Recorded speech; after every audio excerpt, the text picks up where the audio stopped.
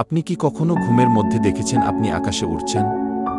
অথবা এমন একটি মুহূর্ত অনুভব করেছেন যা আপনি আগেই কোথাও দেখেছেন? স্বপ্ন ও মানসিক রহস্য। এই রহস্যময় জগৎ আমাদের অনেক প্রশ্নের মুখোমুখি করে। আজ আমরা জানব স্বপ্নে উড়তে দেখা ও ডেজা ভুর পেছনে থাকা বৈজ্ঞানিক ও মানসিক ব্যাখ্যা। স্বপ্নের মধ্যে নিজেকে উড়তে দেখা একটি খুব সাধারণ স্বপ্ন যা বিশ্বজুড়ে বহু মানুষ দেখে থাকে। আপনি কি জানেন এই স্বপ্নটি আপনি কেন দেখেন? এর পেছনের আসল কারণ কি? চলুন আজকে এই সম্পর্কে আমরা জেনে আসি। মনোবিজ্ঞানীরা বলেন এই স্বপ্ন আমাদের অবচেতন মন থেকে আসে।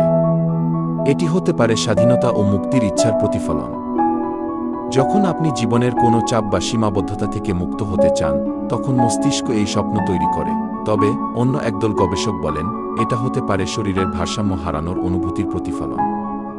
বিশেষ করে যখন ঘুমের নির্দিষ্ট পর্যায়ে মস্তিষ্ক ও শরীরের সংযোগ সাময়িকভাবে বিঘ্নিত হয়, তখন এমন উড়ার অনুভূতি তৈরি হয়।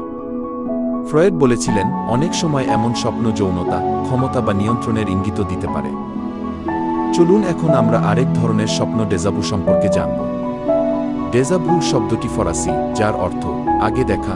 আমরা কখনো কখনো স্বপ্নের মধ্যে এমন একটি পরিস্থিতিতে পড়ি যেখানে মনে হয় এই দৃশ্য, এই কথা, এমনকি এই গন্ধ সবকিছু যেন আমরা আগেই কোথাও দেখেছি, কিন্তু বাস্তবে এমনটা কখনো ঘটেনি। কেন হয় এমন? একটির ব্যাখ্যা হল মস্তিষ্কের মেমরি প্রসেসিং বিভ্রান্তি। মানে আপনি যেটা প্রথমবার দেখছেন সেটিকে মস্তিষ্ক ভুল করে পুরনো স্মৃতি হিসেবে গ্রহণ করে। ফলে তৈরি হয় ডেজাভু। আরেকটি সম্ভাব্য কারণ মস্তিষ্কের সাময়িক সিঙ্ক হারানো।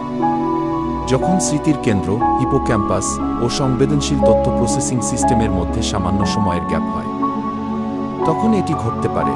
আবার কিছু বিজ্ঞানী বলেন ডেজাভু এক ধরনের মাইক্রোসিজার বা নিউরোলজিক্যাল মিসফায়ারের ফলাফল, যা 1 সেকেন্ডের ভেতর ঘটে এবং আপনি তা বুঝতেও পারেন না। তবে আসার কথা, এটি খুব সাধারণ এবং বিপজ্জনক নয়। বরং এটি দেখায় আপনার মস্তিষ্ক অত্যন্ত জটিল ও সক্রিয়ভাবে কাজ করছে।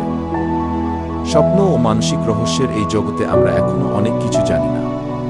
তবে বিজ্ঞান প্রতিনিয়ত নতুন জানার পথ তৈরি করছে। আপনি কি এমন কোনো অদ্ভুত স্বপ্ন দেখেছেন? অথবা আপনার ডেজাভুর অভিজ্ঞতা হয়েছে? নিচে কমেন্টে জানাতে ভুলবেন না। ভিডিওটি ভালো লাগলে লাইক দিন, সাবস্ক্রাইব করুন ও শেয়ার করুন। দেখা হবে পরের রহস্যঘেরা পর্বে। ততক্ষণ পর্যন্ত সবাই ভালো থাকুন, সুস্থ থাকুন।